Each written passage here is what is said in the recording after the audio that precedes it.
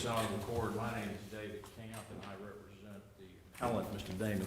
At this time, with the court's permission, I'd ask for 3 minutes for rebuttal, if I may have so. All right, sir, 3 minutes. This is a matter involving and began with a relocation petition that was initiated by the mother, who's the appellee in this matter. Back in February 24th of 2019, the parties were divorced August 23rd, 2016. At that time, the parties had entered into a parenting plan where the father was receiving 131 days per year.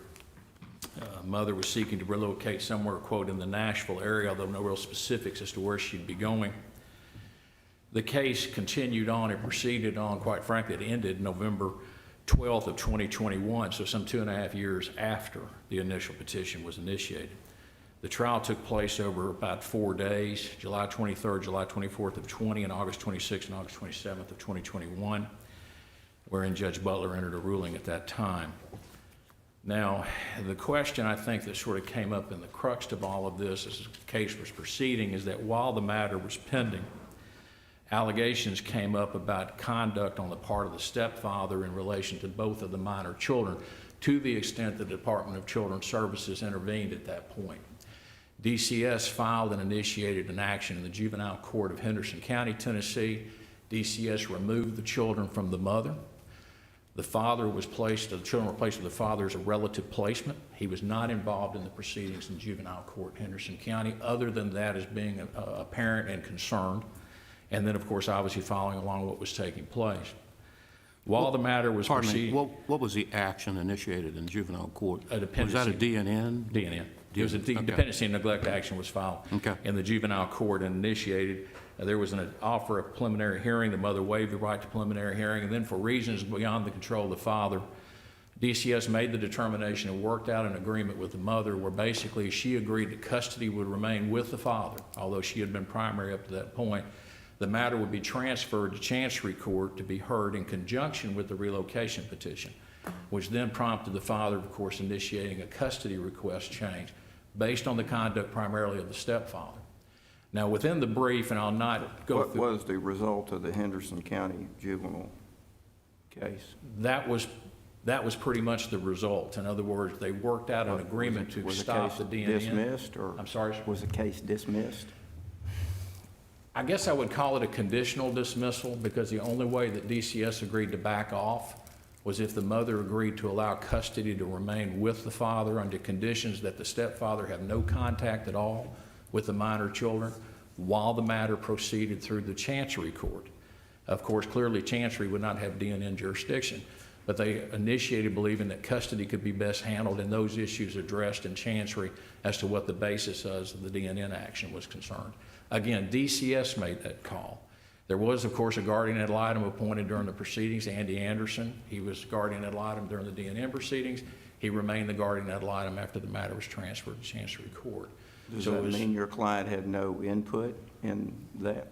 He did not. I mean, DCS clearly made that decision. The order that's signed and entered was entered between DCS and the mother. The father, of course, was prepared to proceed to get custody. As far as Chancery Court was concerned, everything transferred over there. And that's basically the procedural background in this. Is that normal? Is that how, did your client initiate the DNN? He did not. It was initiated by a counselor at Positive Living Group who filed the report with DCS. DCS filed the petition and DCS removed the children. My client was a relative placement. I represented him through the Chancery Court matter, but wasn't even representing him in juvenile because he really wasn't a party, at least before the juvenile court, as to those proceedings. He was just prepared to take over and to be the father. He got the children, didn't he? So he was involved, or was well, he was involved as a relative placement. That's correct. I don't disagree with the court on it. He certainly was willing to continue to keep doing so, and he'd been involved in children's life because he had 131 days visitation with them up to that point. The key is that sidetracked the relocation issue clearly until that was resolved and dealt with, and the matter was transferred over. So, yes, sir. What then is the relevance of the juvenile court litigation? Well, the counselors that were brought in, primarily there was a very detailed psychological examination done of both the mother and the stepfather, which revealed quite a bit. Will Byer did that through DCS, through their request. That was clearly relevant into what took place in Chancery Court as to what they handled through it. DCS was involved as far as testimony was concerned in the relocation issue, custody requests on the part of the father. So In addition, DCS testified in the Chancery yes, sir, court matter. they did. So the juvenile court, other than making interlocutory orders, never made a final disposition other than to transfer the custody issue to Chancery and dismiss the underlying petition.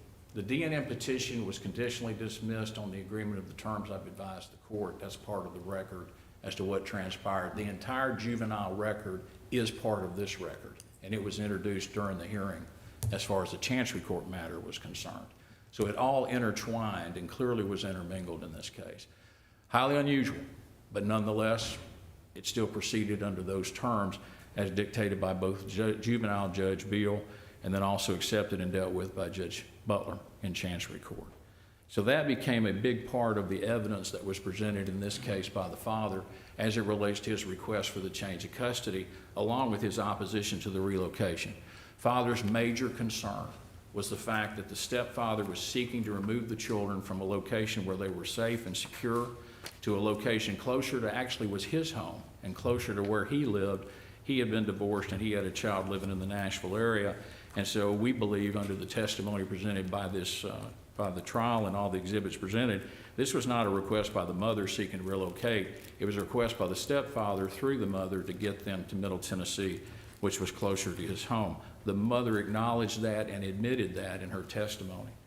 Perhaps I would, and with the time constraints involved, I'll jump ahead if I may.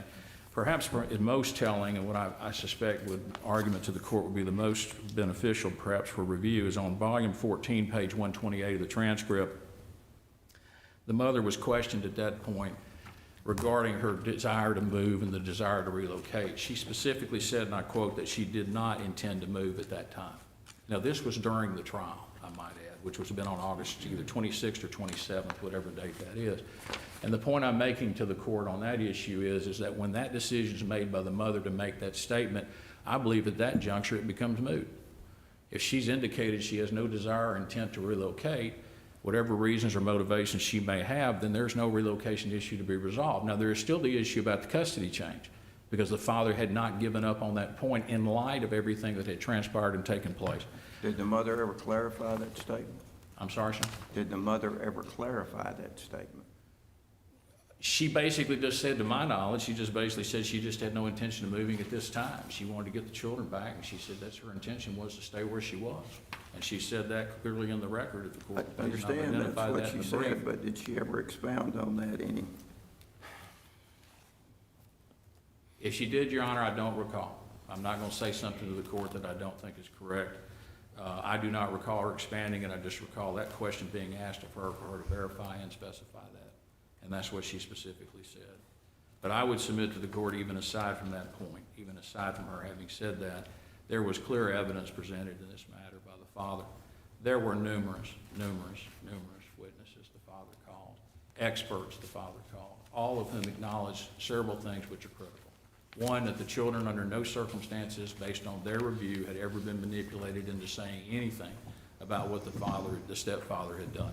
The stepfather apologized for his conduct, and that was testified to by Mr. Belden Reedy, the licensed clinical social worker who was involved as counselor for these children.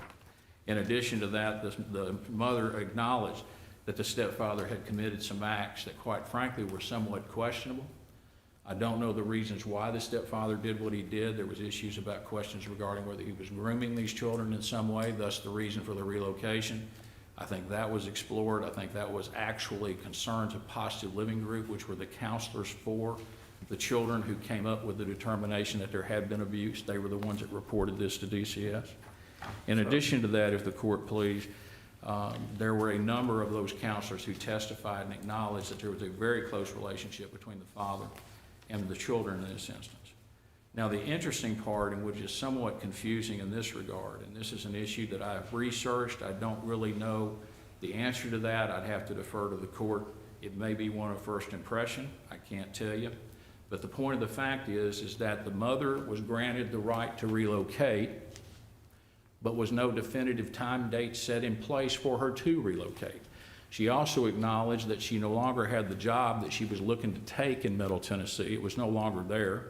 She freely admitted and acknowledged during her testimony that she was satisfied as far as where she was at this time. So basically she had a job in Parsons, Tennessee, working with a company there, and had been with that company for a number of years. She actually lived in Parsons most of her life. The children had grown up there at that point, and that was only a few miles from the father's home, which was in Lexington. Now we have a situation where the transfer of the children is supposed to take place at mile marker 172. However, she lives at mile marker 126 and he lives at mile marker 93. Now it does preface that in the order in November of 21, where it says that when and if the mother relocates, mile marker 172 would become the location. But what does when and if mean? So the question before the court is, if the court's going to grant permission for someone to relocate, you would assume they'll relocate and that there would be something definitive for them to relocate to. In the instance when this was ruled, she had no job waiting on her. She could not give specifics as to what was going to be facing the children, as to the school system, as to crime, as to education, as to doctors, as to any of those issues. None of that was available. She had no knowledge as to any of that. She didn't even know where she was going to live in the Nashville area. All she knew is she just wanted to move to Middle Tennessee, and then at some point she said she wasn't going to move. And then at that point in time, even if she had elected to try to move, there was no indication exactly what her plans were. In the meantime, the father went from 131 days a year to 97. Mr. Kent, let me ask you a question. The court found that there was no material and substantial change in circumstance as to your client's petition for custody. Is that correct? That is correct. And so that being, I guess, step one to a modification of a custody arrangement, what are you asserting is in the record that the court should have found or would have made it where the court should have found in your client's favor on that issue? And I might say I've got a red light, so I'll answer. Obviously, I want to answer the court's question, but I do want the court aware of that. If the court looks at the brief pages 14 to 24 filed by Mr. Key, he has outlined summarily each and every one of the witnesses that have testified in relation to the conduct and behavior of the mother and the stepfather toward the children, which put those children in jeopardy and in danger. Those were the change in circumstances that we think was clearly proven through the behavior and the conduct in this case. In fact, I even asked Mr. Byer. He had basically made the assertion the mother was somewhat of a conformist. The stepfather was somewhat of a narcissist. And so my statement was, well, when you get a narcissist and a conformist and you put them together, is this the kind of arrangement that you can expect to see with the children, where the father or stepfather takes advantage of the children and the mother doesn't do anything to stop it? And his statement, direct quotes in the brief, was, that's a perfect example of what I'm talking about. That kind of behavior and conduct going on was something new. That was the material change in circumstances, was the abuse the children were being subject to.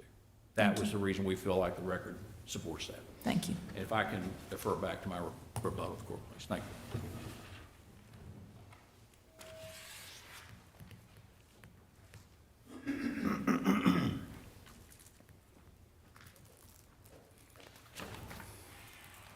Good morning. Good morning. May it please the court, I am Noble Grant with Jackson-Madison County Bar Association. It's a pleasure to be with you again this morning. Mr. Camp focused a lot on the fact that Mother, Ms. Gonzales, expressed in her testimony an intent that she would not be relocating. I don't know that that really matters, but you will find in the record that she did testify to that, and she did expound upon that with testimony that basically said, look, my primary focus right now is to get my children back. You know, we filed this originally as a relocation, and I still want to seek that relocation, but shortly into that, my children were removed from my custody, and my focus immediately turned to getting my children back, not relocating to Nashville. I still want to do that, but my attention just shifted to the more important task at hand. The devastating part of this case is that she was the primary residential parent of these children by agreement upon the parties' divorce. And a counseling outfit that gathered no information from mother, gathered no information from stepfather, gathered all of their information from father and the children, made a report to DCS which caused DCS to remove the children from mother's care. And that lasted for a period of approximately 2 years until we could finally get this case tried completely.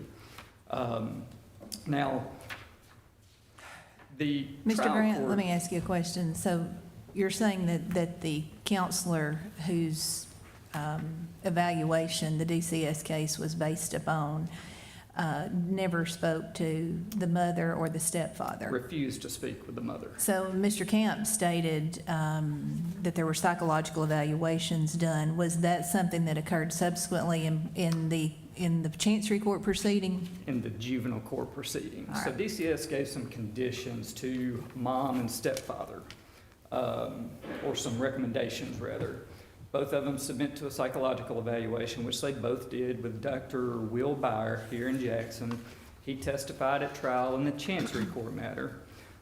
Take I think it was a 12-week nurturing parents class, which they both completed. And then the stepfather was recommended to take an anger management class, which he did. All of that was at the recommendation of DCS through the juvenile court matter. So the trial court proceedings were rather complex. This was a 4-day trial. I think there were 16 witnesses that testified. The record consists of, I believe, 21 volumes. It was an extensively litigated case. But as I see it, on appeal, this case is not complex on appeal. Chancellor Butler, at the trial court level, did an excellent job of note-taking during this trial. And it's reflected in his extensive findings of fact and conclusions of law that he dictated into a 41-page transcript after he took this case under advisement. That transcript is attached to the final order in this case, where he makes his decision. And he does deny father's motion to modify the parenting plan. He does approve mother's motion to relocate. He does approve mother's motion to modify the permanent parenting plan. He does deny father's request for attorney fees in this matter. He does approve mother's request for attorney fees in this matter. There's a separate order that relates to the attorney fees that was entered sometime after, but again, he put his findings into a detailed email that he delivered to counsel. His findings go through Rule of Professional Conduct, or Supreme Court Rule 8, Section 1.5, that substantiates the basis for a fee. And he made a very detailed finding that that mother was entitled to attorney fees, and attorney fees are authorized in this case by a couple of different statutes, the relocation statute for one, and then Tennessee Code Annotated 36-5103.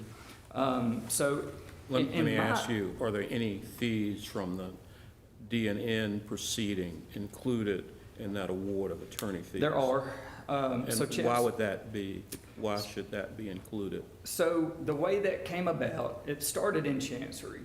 And then the DCS action was filed in Henderson County Juvenile Court, which at that point, Henderson County Juvenile Court had exclusive jurisdiction over custody issues related to these kids. It stayed there for a couple of months until DCS dismissed their petition and transferred the case back to Chancery Court. And what was tried in Chancery Court was largely based on evidence that was attempted to support the DCS allegations. And I think that Chancellor Butler saw everything as being so intertwined that you could not separate the two. And he felt that it was appropriate to include all of those fees Well, in his didn't you fee have award. separate hearings before the juvenile court in the DNN action? There was no hearing in front of the juvenile court judge. There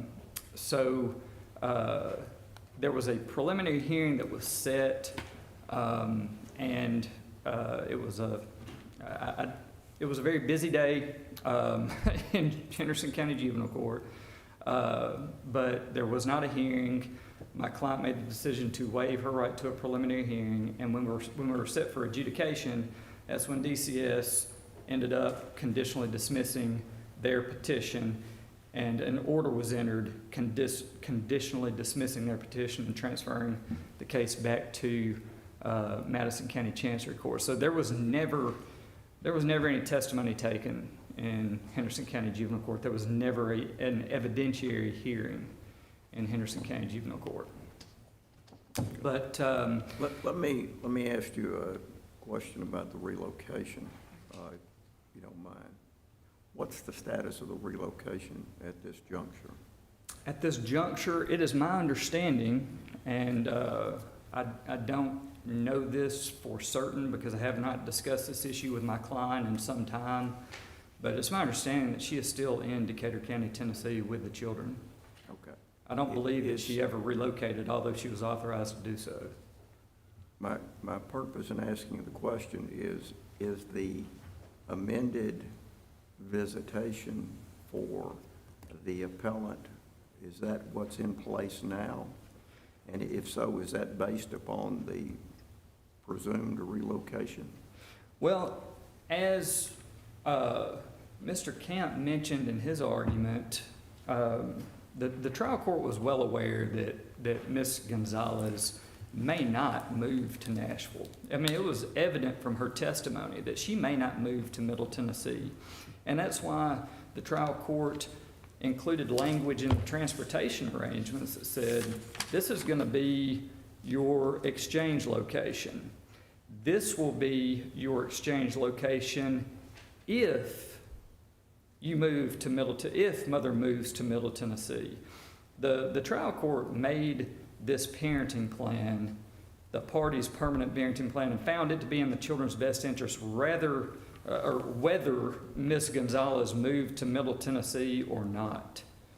That's what the trial court found to be in the children's best interest. Did the trial court make that specific finding?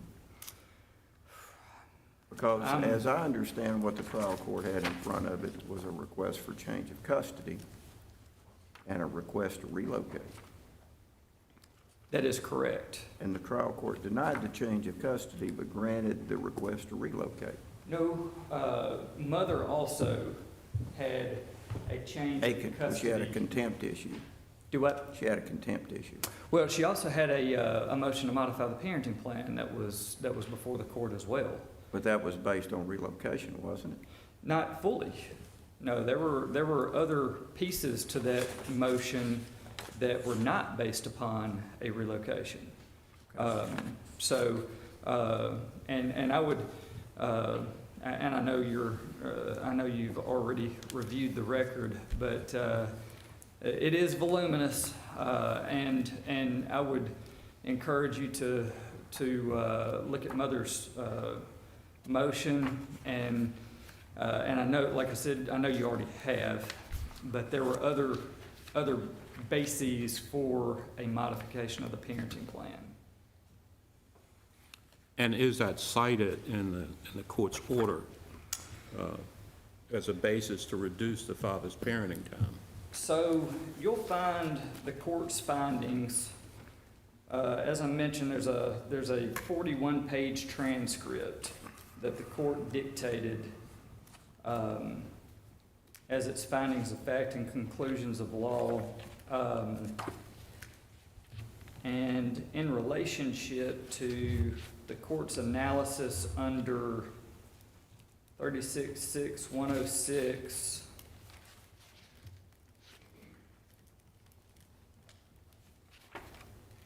That begins on page 564. 564 of the record, which would be, it looks like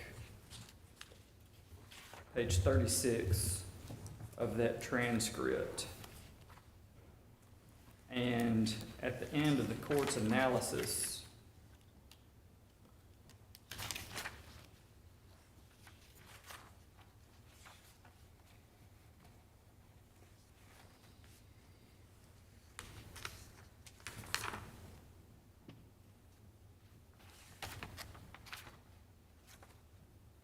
the court approves mother's proposed permanent parenting plan and denies father's request to modify based on the failure of the father to prove a material change in circumstances is what it appears from the court's ruling.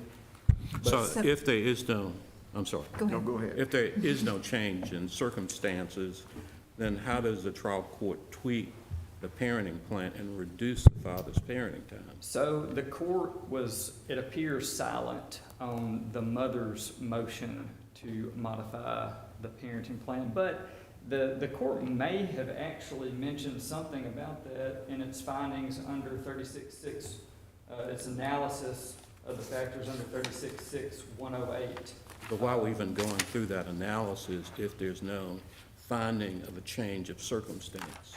Well, and again, I don't know that the court did not find a material change in circumstance as it relates to mother. The findings of fact is silent on that issue, and it just mentions that father did not prove a material And so you change would in conclude- circumstances. Because it's silent that he found a change of circumstance? I'm not insinuating that. I'm saying that maybe the trial court failed to include some findings on that issue.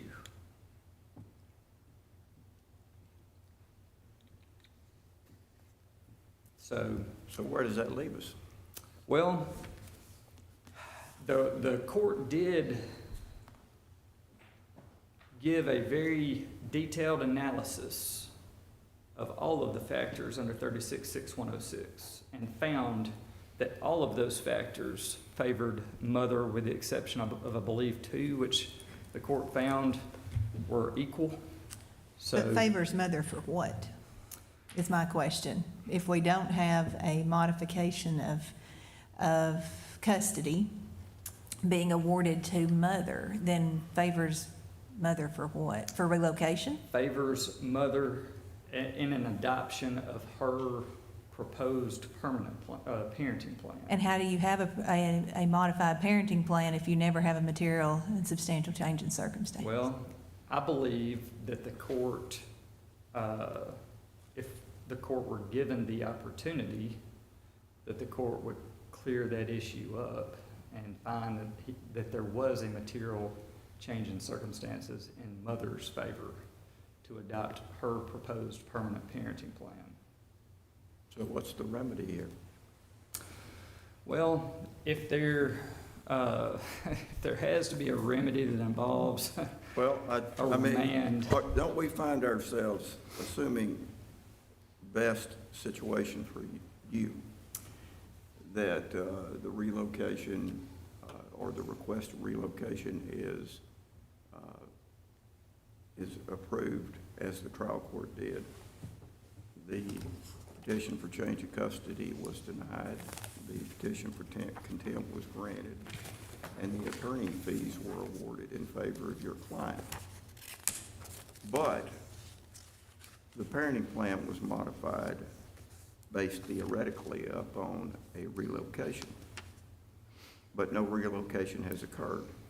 Is that even before us, that That part is- of this question? That, I would submit that that is not before us. You try a case based upon the facts that you have before you at the trial. And what happens after that is subject to possibly some future proceeding, but not within the purview of this court's review of the trial court's record is what I would submit. The only fly in that ointment would be, you stated just a few moments ago that your client requested a modification of the permanent parenting plan, which it was modified. But we don't know if we assume it was modified based upon your client relocating. But your client hasn't relocated. So, again, it's somewhat of a conundrum. Well, and I do think that there were other, as I stated earlier, other bases that Mother relied upon in her motion to modify the parenting plan. But normally, we rely upon what the trial court says about that. And I'm understanding of that. Now, the order allowing relocation is more than 2 years old now. In order for your client to relocate, would there need to be some further consideration of this request for relocation? I do not believe that the statute identifies that. And maybe it should, but it doesn't. And that's what the legislature provided us to go by. And I think if she were to relocate today, that it would be permissible under that order, because the statute doesn't state or provide otherwise. Let me ask you one other question on that note. Do you have any case law authority to support your position that basically relocation at any time is okay under that order? I have not, that's an issue that I haven't researched. Thank you. And thank you. Ms. Camp, I believe you have 3 minutes. Yes, sir, Judge, thank you.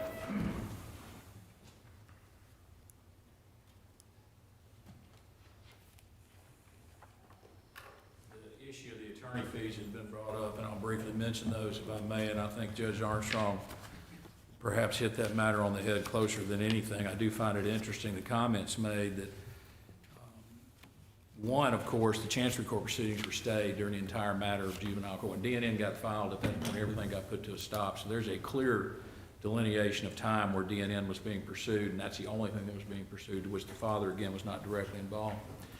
In relation to the interesting statements I think just made is, and let me make sure I get this straight, the mother had a right to preliminary hearing, but because the juvenile court was so busy that day and her children had been removed from her, they elected to waive the preliminary hearing.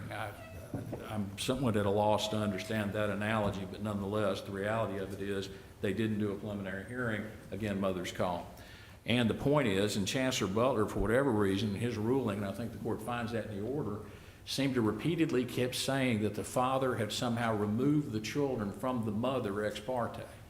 Part of the rationale and basis for the court's finding in this case, and I think somewhat of the rationale for why the court may have found that there was a need for award of fees, and seemed to be somewhat critical of the father for allegedly having done that, when in the record it was clearly established that the father had nothing to do with removing the children. It was DCS who did that, and DCS who pursued those remedies. In addition, at the point when the court raises the issue of the conundrum, which I agree with Judge Stafford on that analogy, the problem you have is you have an open-ended relocation order with no timeline upon which to pursue that. I can't find any better reason for a court to step in and intervene than in this kind of case, where if someone's told they can relocate, is there not some kind of time limit that has to be put on when and if that's going to take place? Because the reality is, any way you shake this out, when the dust settles and the smoke clears, this parenting plan was changed with the understanding the mother was going to relocate. Is that even before us? Well, it absolutely is, Judge, because it's changed. It's in there from the perspective that his day Isn't count's been reduced. the whole purpose of the trial court retaining jurisdiction to go back on changed circumstances? I would submit to the court, and respectfully so. Let me give you an example. All right? Trial court makes a decision on custody. That decision is appealed to this court. We look at the record based on what was before the trial court at that time. Circumstances may change after that. You go back to the trial court. Right. In this case, you have the mother telling the court at the trial, my job that I was looking to get is no longer there. I'm not moving. I'm satisfied where I am at this time. These are the statements being made during the trial. So it's a And we situation. can look at the circumstances that existed during trial, but the fact that the mother hasn't moved yet, what's that got to do with anything before us today? When the court heard the testimony at the time of the trial. So what regarding you're her- saying, if I understand correctly, is the trial court made an error at that time, not based upon subsequent events. Is that correct? Exactly. Okay. Because the court made an illogical ruling based on evidence that was presented, which is the basis to overturn a finding even under abuse of discretion So standard. what you're saying is we don't, or that the issue of what the mother not moving, not relocating, has nothing to do with what we're here today for. Well, right now, I'm going to disagree there. The mother hasn't moved, and I know that's not before the court, but the point is, the court doesn't have to go there. The court can go based on what was testified to at the time. That's what I'm trying to clarify. Yes, sir. That has to be the case, and I don't disagree with the court on that analogy. Yes, sir. Okay. My All time is up. Thank you. Thank you. Gentlemen, thank you for your argument. Thank you for your briefs. We will take this matter under consideration and attempt